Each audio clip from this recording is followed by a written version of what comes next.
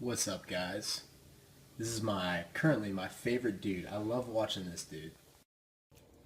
I love watching that guy for the replay viewers because he's like, I've been watching him for the last couple days, and he's like, hey, this is going to be a pretty bad storm, guys. That was like 4 days ago, and every single day he's got a little bit more intense, but he's basically like, hey, I just want to tell you that this is going to be a serious storm.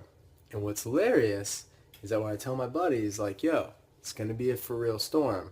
And they're all like, no, man, this is cool, man. Let's go out and get a bunch of beer. Let's hang out, man. It's going to be chill. We're just going to chill for the day. And I'm like, bros, I don't think you get it. Cat 4 is Cat 4. This thing's going way up the coast. It's going to the entire east coast of Florida is about to get rebuilt. It's going to be all sorts. It's going to be beautiful in 10 years. All that old crap is about to get washed out. I want to talk about contractor stuff because when this stuff happens, everybody's like, what's going on? What's up? Everybody wants to be a first responder, which is not necessarily a bad thing.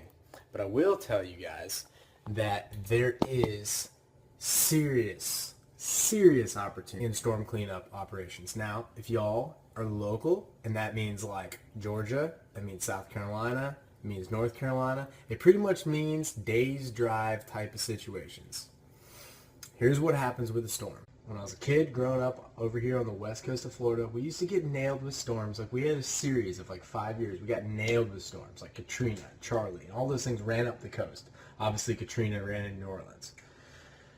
But we've had a storm in 10 years, so everyone in Florida is all like, oh, yeah, those storms, they just don't even come by anymore, and this and that, right? And it's like, yeah, it's for real. Like, hurricanes are for real. It's not the fact that your roof's going to blow off. There's only a few people that make the news that the roof blows off. It's the fact that your power's out and everyone's power's out. And power's out for like 3 weeks. That's the issue. It's the fact that there's no gas. And so once there's no gas, there's no power, there's no electricity. Power, electricity, same thing. That means there's no groceries after 3 days once those fridges run dry, right? Or once they get hot and they lose all the stuff that's in them. And that creates the problem. Plus all the extra water, then there's bugs. It's not a fun situation about a week or two afterwards. But a week or two after a storm is when things kind of settle down, when people kind of have things appraised, when they're like, okay, we're just trying to clean up our yard. And I will tell you, I'm going to give you guys a real quick story. A story of a couple boys that rented a U-Haul van about 20 years ago.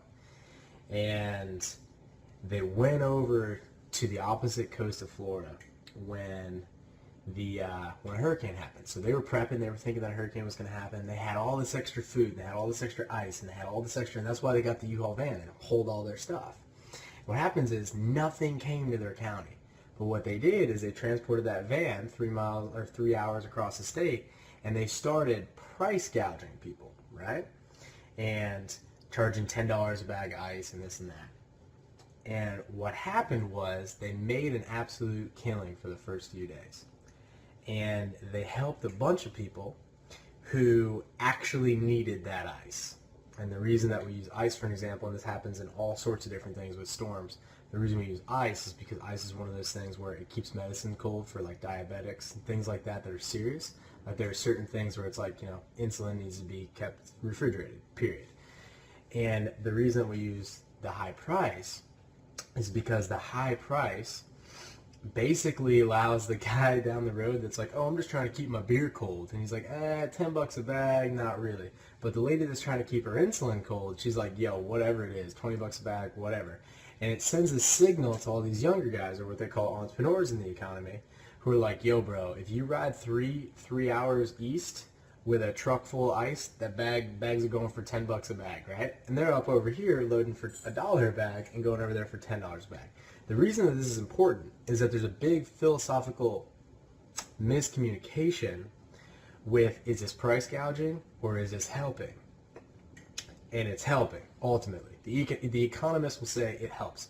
Because what happens is as soon as those boys got shut down, there was no more ice deliveries to that side, or that coast, at all. And a bunch of tragic things happened because the insulins and things like that did not get refrigerated. And so it's an important story to understand because when things get messed up, if you will, and I'm going to check these things, when things get a little bit messed up, if you will, there is opportunity to come in as a crew to help out. And as a contractor, people with chainsaws, people with access to bobcats, even rental machines. So like you grab a rental machine, it doesn't even matter if it's in Atlanta, Georgia. You get a rental machine and you ride that thing on down. The biggest key factor is you have to have some sort of organization. Normally these things happen about a week after a storm. So things kind of get organized. Like FEMA gets set up, Red Cross gets set up, different things get set up.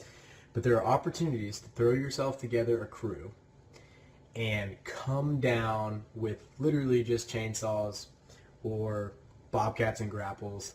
And you can literally go on the streets, because we had this happen about 10 years ago when I was in high school.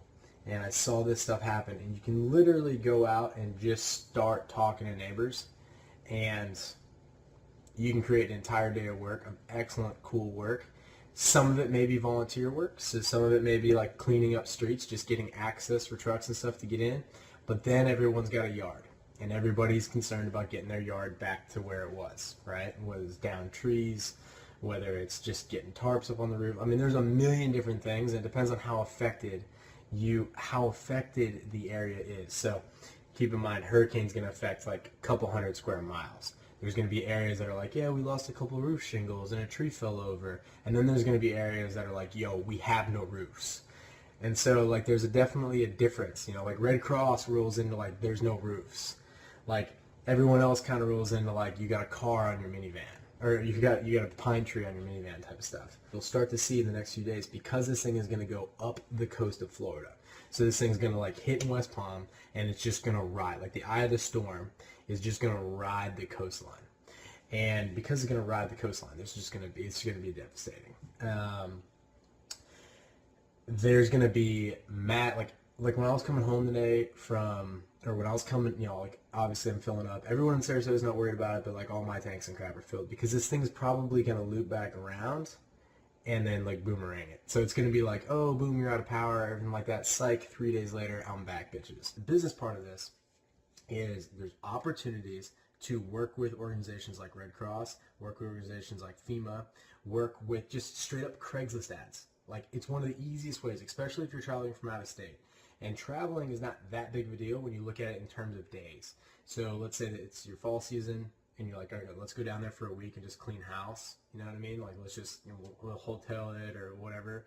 Like you go down there with all your gears, all your supply, all your dudes, and you know you want to have some work prior to getting there.